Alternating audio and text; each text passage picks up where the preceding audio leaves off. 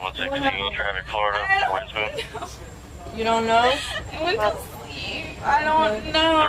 37, Bravo. Over there. The call comes in just after 3 in the morning. A quiet Key West neighborhood about to become a crime scene. Inside a small rental home, someone is dying, and the person holding him may be the reason why. All right. I don't know what's going on. She's holding pressure on the back that's rolling. When officers step through that door, they see it immediately. A 9mm handgun just lying there on the living room floor. Who all was here? That guy? Yeah, I told Paul not to leave that. That's it? These two, yeah. On the floor, covered in blood, is 30-year-old Tyler Nulisch. His girlfriend won't let go of him, won't let anyone see the wound. Here. Buddy. Can I move back? Can I move back, please? Let's get. It was misfired. Huh? It was misfired. Sorry? What were you guys doing? Just drinking? Put it back. Yeah, I went to sleep. Get her outside now. Ma'am, come on outside. Ma'am, go outside. The paramedics work fast, but they already know this man is slipping away. That's when officers make the call. Get her away from him now. 4116, traffic, Florida, Winston. You don't know? I went to sleep. I don't know. 37, What's your Bravo. seat over there? Mike Papa. 37B, MMP. It's gonna be on a black Jeep. Winston. Did you hear a gunshot? Huh? No. I went to sleep. Tyler Nulisch is rushed to the hospital. He doesn't make it. And now, this becomes a homicide investigation. The woman sitting outside, hands stained with blood, is 33-year-old Brittany Holbrook, Tyler's girlfriend. They'd been together 9 months. 9 months that would end tonight. But there's someone else in this house, someone who saw everything after it happened. Why don't you walk me through what happened? It's probably like timeline. I called like 3 minutes before I called 911. I heard a scream and her walking down the hallway and say my name. And they got up out of bed. I'd been asleep maybe 2 hours, but knew something was wrong. I came out in the living room and saw Tyler was incoherent, bleeding from somewhere in his back. Okay. I don't know from what or whatnot, but I know if it was gun, I would have heard it. Like, I don't know what exactly how it happened. He didn't hear a gunshot, but he heard something else, something that would change everything. As crime scene investigators work inside, Brittany and the roommate are kept outside, separated, waiting. Listen, I have to pee. That's not up to me. Okay, well, it's not up to you, but it's definitely my body. So I have to use the restroom. Whether like you or I really say so, like it's gonna happen. Okay. Okay? Hold it. I cannot hold it. It's literally about to come out. As dawn breaks over Key West, detectives arrive. They need answers, and they need them fast. Detective Costa, I work for the Sheriff's Office. Detective McNally. Here. We're just here trying to gather some information about what happened. Yeah. Sorry to have to tell you this, but Tyler passed away.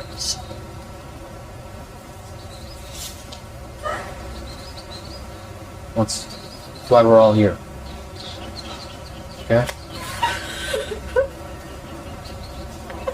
That's why it's important for us to figure out what happened.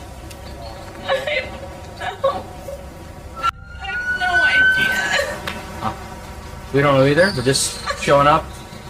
We're trying to figure it out after the fact. Okay? So we got a couple of questions. Alright? Before we start asking those questions, we have some stuff we have to read you. I'm sure we watched Law and Order or Dateline back in the day. Alright? Tyler's not alive. But first, they have to tell her. And that's when the stories begin. Brittany's first story is simple. How much do you think you drank last night? A lot.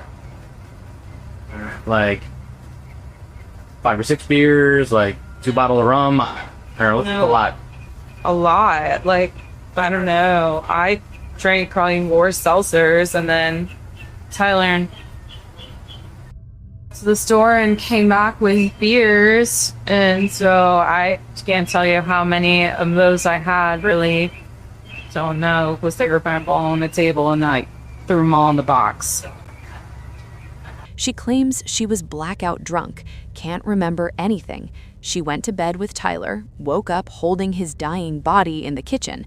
Everything in between, gone. What's the next thing that you remember? Holding Tyler. What? Holding Tyler. Holding Tyler's? Where were you at? In the kitchen. Do you remember how you got to the kitchen? So you laid down in bed with you, Tyler, and the dogs, and then the next thing that you remember, you're in the kitchen. Okay. And where was Tyler? I'm down. Yeah. You remember how he was laying? I was holding him. Hi, baby. Huh? Can't make any statements to anybody? Okay. Did you walk away from Tyler at any point before the police showed up? Or you were holding out thing the whole time? Hi. Okay.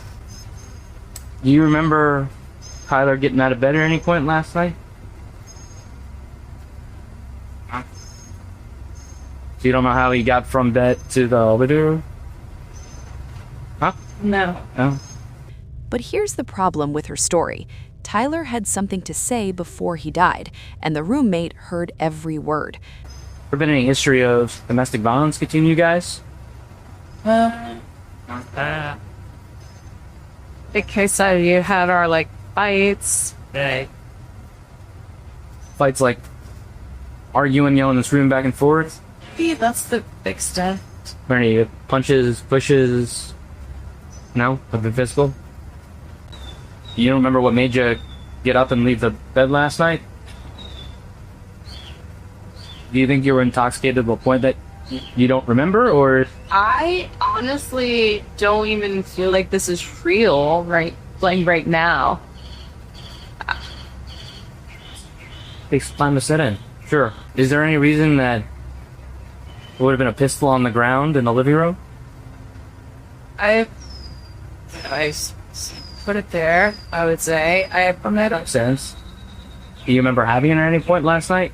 There's no pushing last night, shoving, punches, nothing that could have caused any other injuries to him? At the point where the police showed up, was he still moving around a little bit, or semi-conscious? Not a lot. Was he able to try to say anything or move his lips? Or you don't remember him saying anything? While Brittany sits with detectives, the roommate is telling a very different story. I've just, like, since I've lived with them, I maybe saw like 3 somewhat yelling arguments, like nothing physical ever. How was the mood when you Great. It was great. Everybody was getting along fine. I felt like it was a normal good night, you know? I don't know how to even picture it. It just makes me sick. I can't say what happened because I don't know. Mm-hmm. But he was coherent here when I came by him. And I just was seeing the blood, and it's just, I saw a pistol. I don't even know what happened. I just saw a lot of blood. But I did see a gun sitting there in the holster, which I'm pretty sure was hers. I never heard the shot. If that's what happened, I didn't get woken up by that. I got woken up by her yelling. And the little bit I got out of him, like, I didn't see it. I don't know what happened, but I heard him say that they shot me in the back. Mumbled it. And then he tells them what Tyler said. 7 words, whispered by a dying man. That bitch shot me in the back. Brittany was right there when he said it, holding him close enough to hear every word. Was he like in and out Yeah. at that point? And you mentioned that he had said something to you. Yeah, but it's like, I didn't see nothing. I just know what he said because I was trying to figure out what the hell happened. Pretty sure he said that bitch shot me in the back. Where was she when he said that? Right there. Did you notice anything about her? Did he say anything else? Was he still? No, he did say one other thing. Is like when I first said, like, Tyler, what happened? What happened? He's like, just call 911, and that's what I called. And then he said the other part. But Anyone here told you about your buddy? no, I've been asking, but no.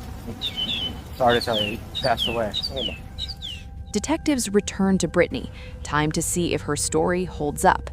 Saying that he remembers I lived on the ground, you were behind him, and Tyler made the statement, call 911, he should just shot me. Do you remember that?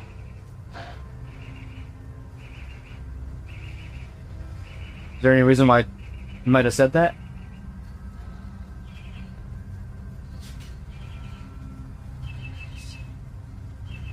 You thought something was possible? She doesn't answer, can't answer. The walls are closing in. I'll tell you right now, the only story that we have points to you shooting. One thing that's going to help us try to figure out what happened was you let us take swabs of your hands. That's something you would be consenting to let us do? Gunshot residue. It would prove who fired that gun. Well, we don't know who fired the gun for you. That's going to help us figure it out. Would you be willing to consent to us taking a swab of your hands? I have blood all over my hands. I don't know. Like, you guys maybe. She refuses the test, and suddenly she remembers more, much more. Okay. So, can you start me from what's the first thing that you remember now? Don't know. I don't know. I don't know why would he ever do that to me. I don't. After sitting alone, thinking, Brittany's memory suddenly returns, and now there's a whole new So story. you guys are in bed. I don't know. I don't know what started. I don't know. Okay. Well, what do you remember? Him strangling me. He was trying to kill me. My esophagus and everything. Can I just take a look at your neck? Okay. Self-defense. That's the new story. Tyler attacked her, strangled her, tried to kill her. Strangulation leaves marks, bruises, broken blood vessels in the eyes, physical evidence that can't be faked. Up here. Everything. I remember the walls. Okay. Because I Can I think just take a look at the side of your neck? the wall. He Okay. put me up on the wall. Tyler did that to me one time before. Okay. So you're in bed, and how do you wake up? I have no idea. I just don't know. I just know that I remember not being able to breathe. And Okay. he was crushing my esophagus. All right. And where was he? On his side of the bed, but up. All right. And what happened next? I don't know. I probably was definitely screaming. I remember trying to scream because I was trying to wake him up to help me. Okay. And I remember just screaming really loud. And he just kept doing it. He did it more than once. And I tried to get away and go out the room, and he followed me and pinned me up against that wall. He held me up by my throat. You say held you up off the ground? Yeah, Okay. I don't know why. But the roommate didn't hear screaming. He heard her call his name after Tyler was already shot. She claims he lifted her off the ground by her throat, crushed her windpipe. But there's not a single mark on her neck. The detective knows what he's looking at, a story that doesn't match the evidence. Do you remember how you got out of that situation? No.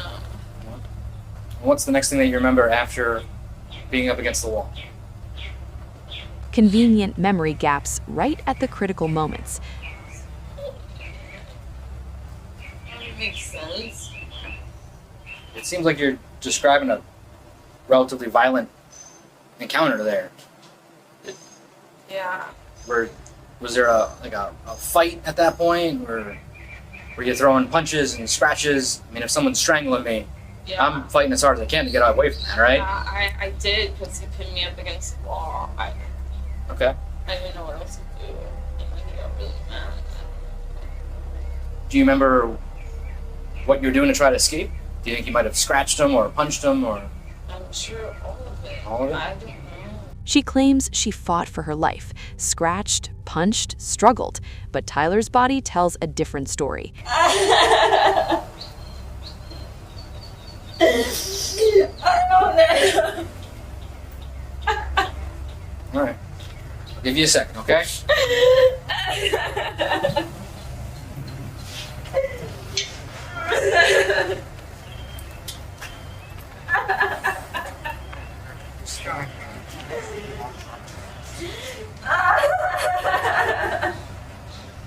Hang out and we'll see if I remember anything else. Did you reach over to the nightstand and grab the gun to scare him? I don't know. I don't know. I would never want to hurt him, ever. I don't know. Like, I don't know if I did. I don't remember. I remember holding him and kissing him. And he was bleeding out. This is a lot.